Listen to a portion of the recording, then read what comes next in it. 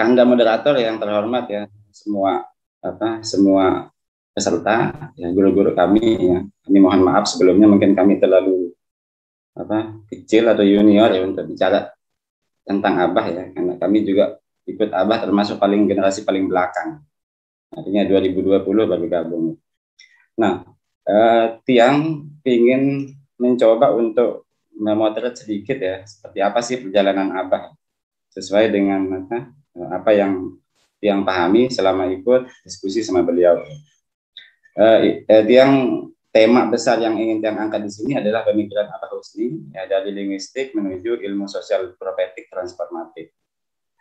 Nah, sederhananya begini, kalau kita melihat peta pemikiran Abah itu secara umum kita bisa bagi menjadi dua.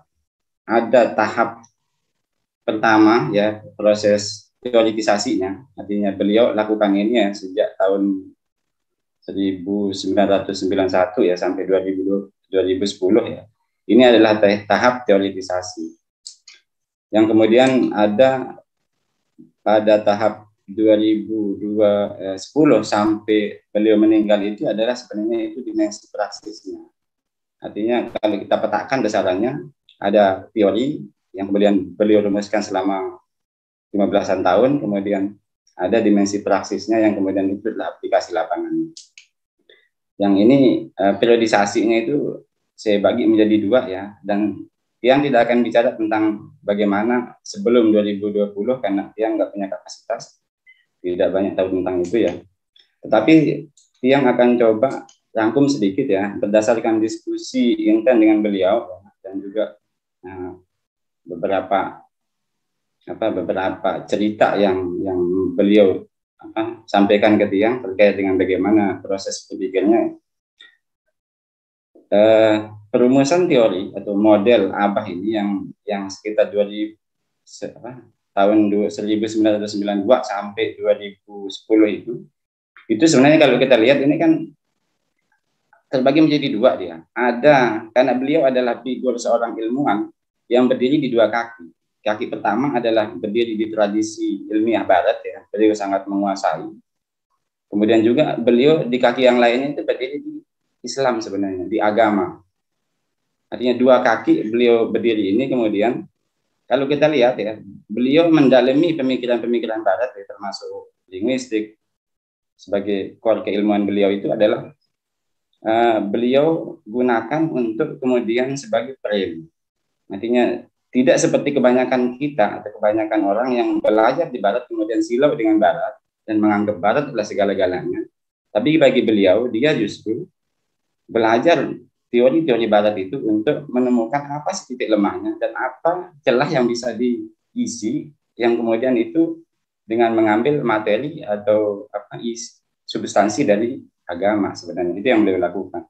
Yang kalau kita lihat sebenarnya dalam perumusan teoritisasi yang sekian tahun itu, yang sumber-sumbernya adalah sebenarnya kalau tradisi Barat adalah linguistik pasti.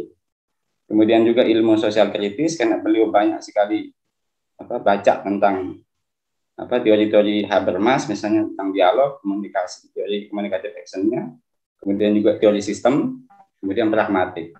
Nah, dari ini yang paling mempengaruhi pemikiran Abah sebenarnya linguistik, ilmu sosial kritis, Habermas, kemudian teori sistem, kemudian pragmatik.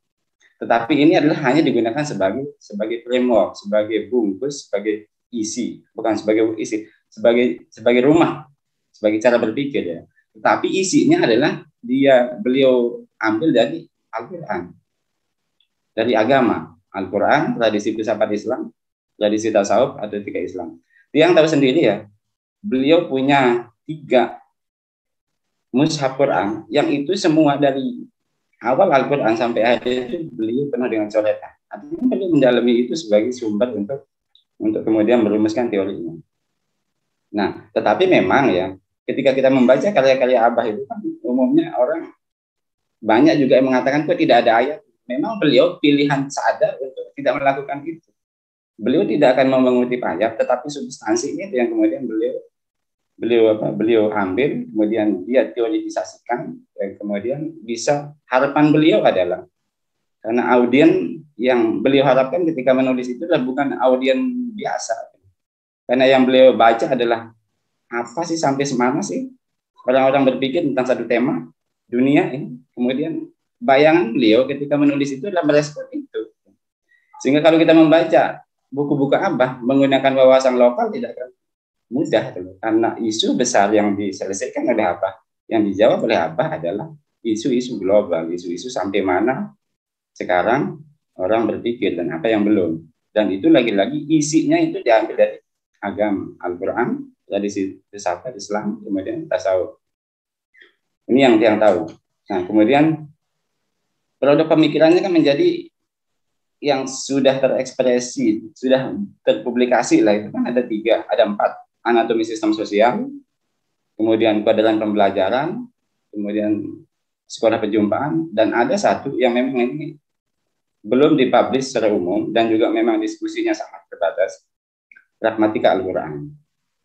Nah, saya akan coba melihat 2 yang terakhir lah, karena yang pertama mungkin sudah dibahas dan nanti akan banyak dibahas ya, tapi yang terakhir ini saya akan coba bahas ya, yang terkait dengan dengan ini beliau menggagas sekolah perjumpaan sebagai salah satu dimensi praksis dari gagasan-gagasan teoretik sebelumnya, termasuk juga pragmatika Al-Quran. Nah, kalau kita lihat konteksnya begini, sekolah perjumpaan. Lanjut mungkin kalau kita lihat konteks ilmiah ya, artinya siapapun dia, bidang apapun dia, kalau kita lihat struktur ilmu pengetahuan atau sains itu sebenarnya kan dia berangkat dari what view dulu, pandangan dunia, kemudian turun menjadi paradigma menjadi teori hukum, kemudian prinsip, hipotesis, postulat. Artinya semua pengetahuan itu strukturnya seperti ini kalau kita lihat itu sains ya. Nah, tetapi kemudian Abah ini yang menjadi fokusnya adalah sebenarnya sains tindakan, behavior science ya, sains perilaku ya, karena itu kaitannya dengan pembelajaran karakter. Sehingga kalau kita sederhanakan tadi struktur ilmiah, konteks ilmiah tadi itu, maka kita bisa polakan seperti ini. Berikutnya, struktur ilmu perilaku ya. Ini kan kalau kita sederhanakan yang tadi panjang itu sebenarnya dia komponennya ada 3. 1 adalah ideal state-nya, kemudian yang kedua adalah current reality ya, realitas empiriknya, kemudian yang ketiga adalah applied-nya, teknologi untuk kemudian teknologi lanjutan dari ini. Yang kalau kita lihat, nah dua komponen besar ya kalau struktur ilmu perilaku itu adalah ada namanya ideal state atau prototype perilaku. Artinya kalau Abah fokus pada perbaikan moral, perbaikan akhlak, beliau mengatakan tidak mungkin kalau kita tidak berangkat dari acuan tertentu. Acuan itu adalah prototype perilaku ideal. Misalnya kan orang harus jujur, ini kan perilaku ini ideal, harus punya prototype itu, ideal state-nya jujur, tulus, kemudian berterima dan sebagainya. Itu kan adalah gambaran-gambaran ideal atau prototype ideal yang harus ada sebelum kita kemudian langsung melihat kondisi sekarang kemudian melakukan langkah perbaikan. Nah, prototype ini penting dan Abah melakukannya ini yang saya katakan tadi itu sumbernya adalah Al-Quran, tradisi Islam semua. Yang tahap ini perumusan ideal state ini. Di sini kita lihat bahwa Abah itu sebenarnya representasi dari pemikir Islam sebenarnya, pemikir agama, pemikir yang harus menjadi dipertimbangkan oleh teman-teman di kalangan perguruan tinggi Islam sebenarnya. Ideal state ini lagi-lagi ini penting. Kenapa? Karena ini sebagai acuan untuk melihat realitas saat ini.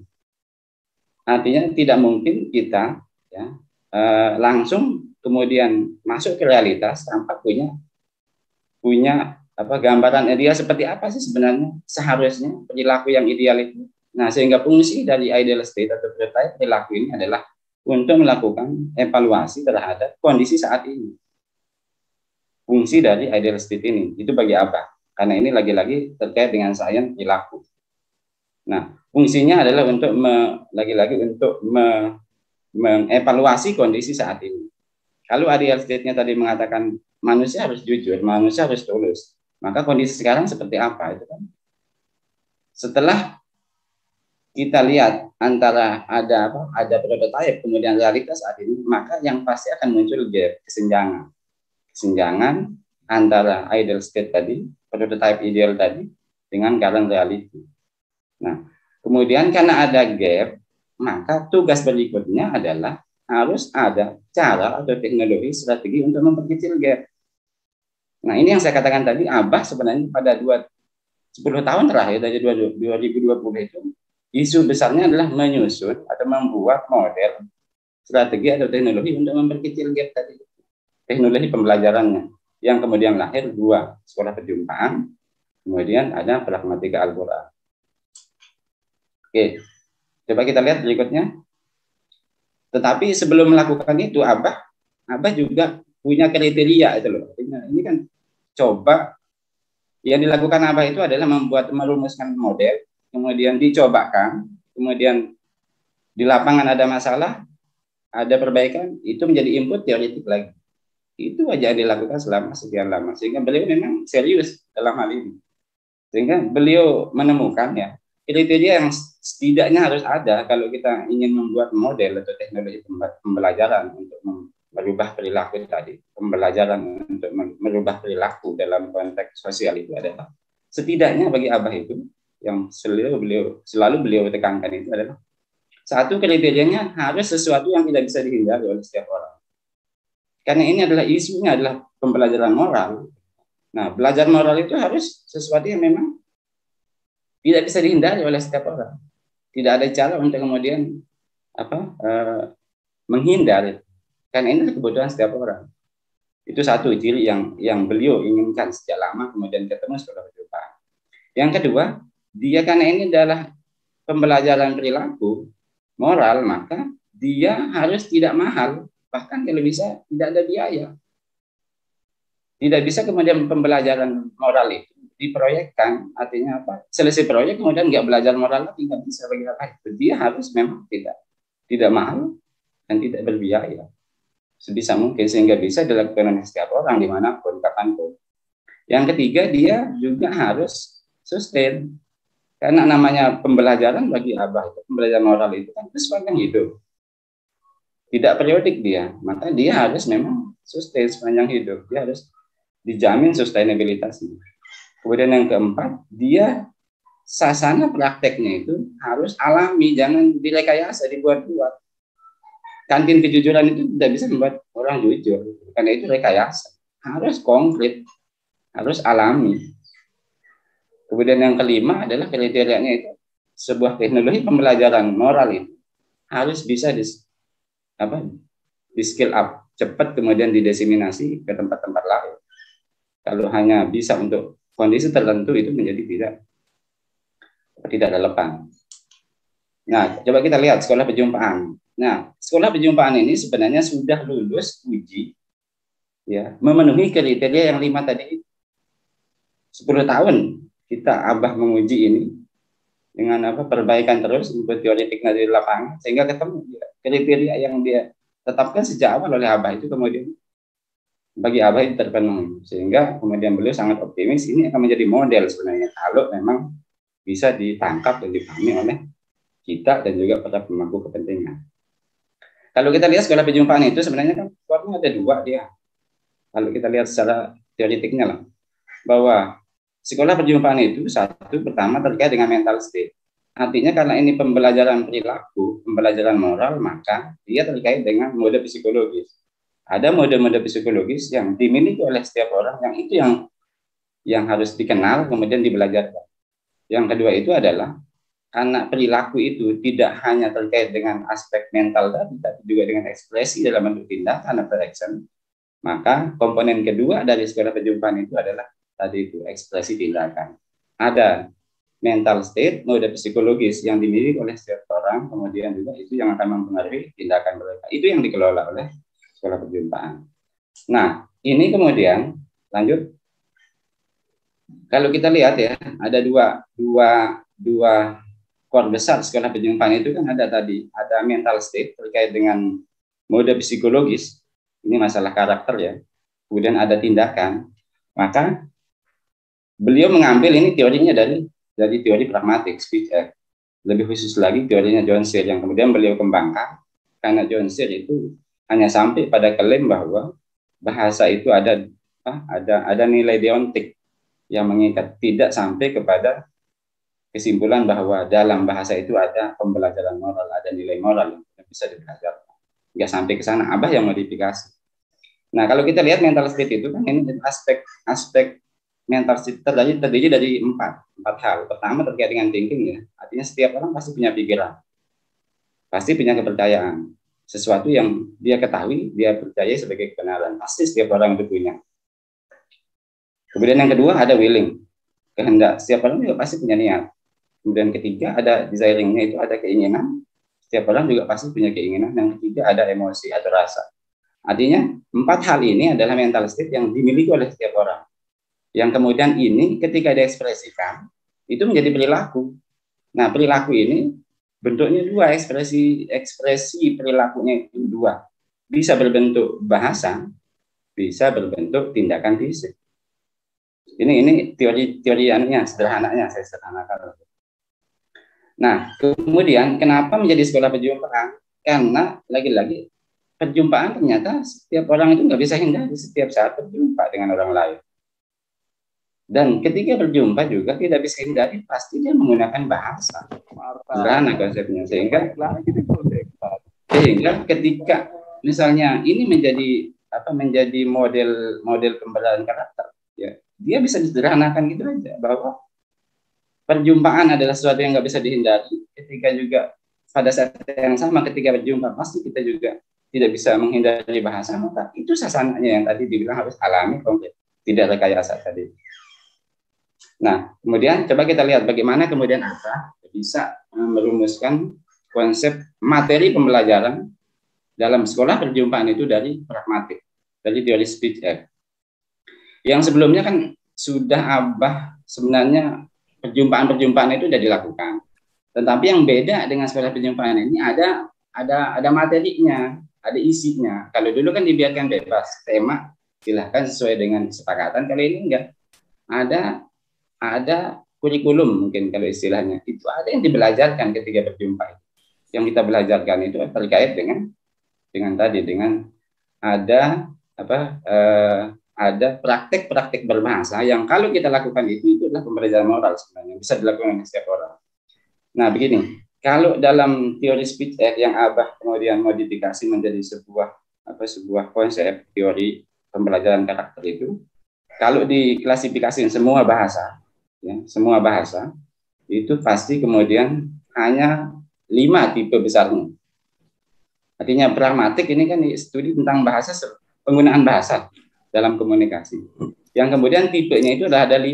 Ada tipe asertif namanya, yaitu menggunakan bahasa untuk mengekspresikan apa yang kita ketahui kepada orang lain, apa yang kita percaya benar kepada orang lain.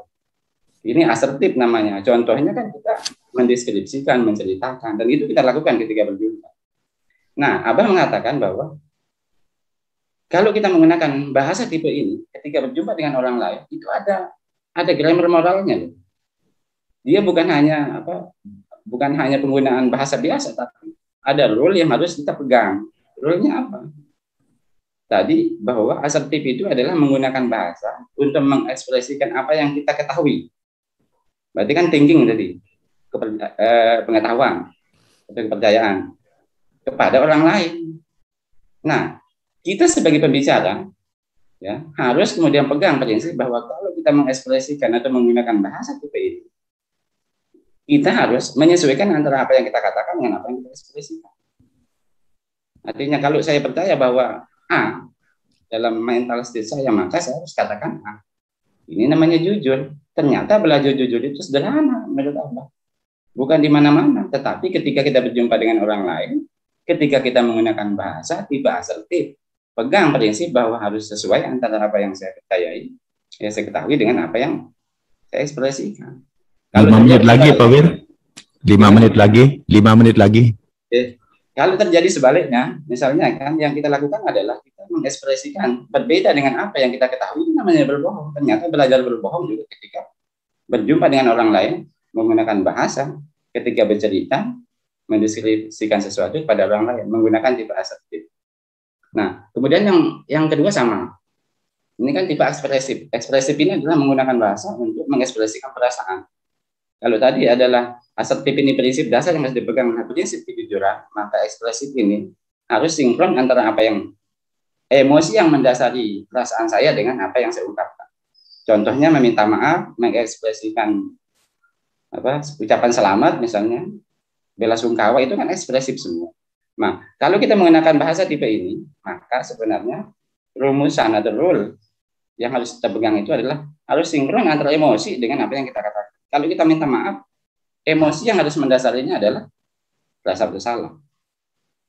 Nah, tapi yang terjadi selama ini karena kita nggak pernah belajar, kita bisa minta maaf, tapi emosi kita merasa benar. Itu sudah salah. Ini namanya prinsip tulus. Belajar tulus, belajar ikhlas itu nggak usah kemana-mana. Ketika berbahasa, ketika berjumpa dengan orang lain, menggunakan tipe ekspresif. Itu yang kedua. Yang ketiga, komisif. Yang komisif ini kan menggunakan bahasa untuk mengekspresikan komitmen atau niat kita untuk melakukan sesuatu kepada mitra jumpa kita.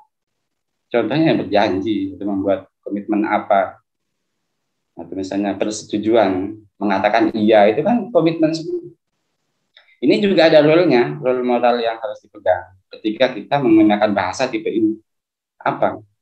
Karena tadi dasarnya adalah niat. Kita niat untuk melakukan sesuatu yang kemudian kita ekspresikan kepada orang lain, maka tugas kita sebagai pembicara, seorang pertama yang membuat janji adalah rule-nya kita harus berniat untuk melakukan. Nah, patologinya yang tadi Devian, empirik yang terjadi saat ini adalah sering terjadi bahwa kalau kita berjanji kepada orang lain, seringkali pada saat yang sama kita mengkhianati itu, kita berniat untuk tidak melakukan. Ini kan patologi yang harus dibelajarkan, dikembalikan kepada yang normal tadi. Yang keempat, tipenya adalah tipe direktif. Direktif ini adalah menggunakan bahasa untuk menyatakan keinginan kita agar orang lain melakukan sesuatu. Dasarnya adalah keinginan. Kita punya keinginan dan meminta orang lain untuk melakukannya. Bentuknya perintah, permohonan, instruksi, atau doa, macam-macam itu kan semua bentuknya direktif.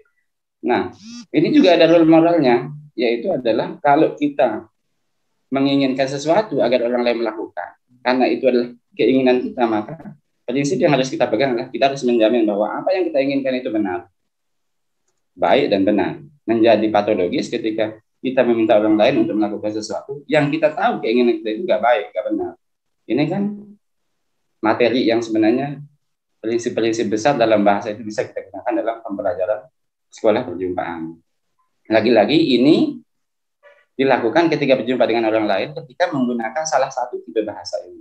Singkatnya itu artinya ada sebenarnya 18 nilai yang bisa dibelajarkan lewat sekolah, lewat berbahasa itu. Tapi saya singkat prinsip-prinsip dasarnya. Asertif tadi prinsipnya adalah ketulusan, kejujuran. Kalau ekspresif itu ketulusan, kalau komisif tadi itu komitmen, kemudian yang direktif tadi itu adalah kebaikan. Oke, kemudian lanjut, saya persingkat. Nah, ini yang kedua, ini adalah sekolah perjumpaan sebagai teknologi yang sebenarnya besar. Lanjut, yang pragmatika. Nah, ini teorinya model penerapan teknologinya sebenarnya kompleks, tapi saya sederhanakan seperti itu, mudah-mudahan bisa ketangkap. Nah, kemudian ada kedua yang kemudian menjadi agenda besar Abah di akhir-akhir hidup beliau. Karena ketika kita eksperimenkan, ya, kita bikin beberapa lab pembelajaran, ternyata ini berhasil, bisa merubah perilaku masyarakat, ya, dalam skala yang masif. Salah satu lab kita adalah di Pagutan, Lombok Tengah, yang itu kemudian tetap kita pantau, ternyata itu terjadi perubahan yang sangat drastis ketika ada pembelajaran menggunakan sekolah perjumpaan. Nah, agenda berikutnya, karena tadi saya katakan bahwa Abah itu sebenarnya ada visi profetiknya, bukan hanya ilmuwan biasa, ilmuwan sekuler, ada visi profetiknya. Artinya, kalau beliau membayangkan sudah ada ini, ada positivitas, ada perjumpaan-perjumpaan yang normal, ada kemudian mekanisme untuk saling tegur macam-macam, itu sudah terbangun. Nah, agenda berikutnya Abah adalah bagaimana membumikan nilai-nilai Al-Quran pada masyarakat. Salah satunya adalah ke komunitas-komunitas. Sehingga beliau serius memikirkan kemudian bagaimana cara teknologi untuk pembumian Al-Quran. yang kemudian beliau merumuskan pragmatika Al-Quran. Yang direncanakan ini adalah ada 3 jilid ya, tapi belum tertulis juga, materinya sudah ada ya. Yang kemudian ini adalah teknologi atau cara praktis bagaimana membumikan nilai-nilai Al-Quran. Yang dasarnya gini, kalau sederhananya mudah-mudahan juga tidak deduktif ya. Dasarnya adalah gini, kalau tadi disebutkan oleh Prof. Maksud misalnya bahwa tag itu tag penting ya. Tapi di sini dibalik bahwa Al-Quran itu tidak bisa dianggap sebagai teks objektif. Kenapa? Karena Al-Quran itu sebenarnya adalah transkripsi komunikasi. Dia tidak pernah ditulis oleh penulis tertentu, tapi dia adalah komunikasi Tuhan kepada manusia, kemudian disalin. Sehingga karakter komunikatifnya tetap ada, sekalipun dia berbentuk tulisan sekali. Sehingga baik, Pak Fir, membaca Al-Quran, waktu kita habis ya, silakan dipersingkat beberapa kalimat berikut. Klaim dasar dari ini pragmatika Al-Quran ini adalah berangkat dari klaim bahwa Al-Quran adalah komunikasi, bukan teks objektif. Sebagai komunikasi maka setidaknya kita harus menyadari bahwa dia punya speaker sedang berbicara kepada hilal tertentu yang kemudian nanti dalam konteks tertentu. Artinya kesadaran bahwa ada speaker yang berbicara itu harus lahir. Tidak bisa kita membaca Al-Quran sama dengan membaca teks lain yang bisa kita lakukan sekalipun kita tidak menyadari siapa speakernya. Nah, sehingga dalam konsep Abah ini Al-Quran sebenarnya standing speaker. Dia adalah komunikasi abadi Tuhan yang diucapkan sekali kemudian bisa diakses berkali-kali oleh pembaca yang berbeda-beda di ruang yang berbeda-beda. Nah, ada tiga perangkat konseptual yang kemudian diolah sama Abah, kita diskusikan bareng ya. Pertama adalah konsep tentang speech act, konsep tentang desain audience, kemudian konsep tentang diksis. Itu yang dimodifikasi kemudian menjadi sangat operasional dalam interaksi dengan Al-Quran menggunakan pendekatan pragmatik ini. Baik, Pak Firdaus ya. Waktu kita habis ya. Terima kasih Pak Firdaus ya.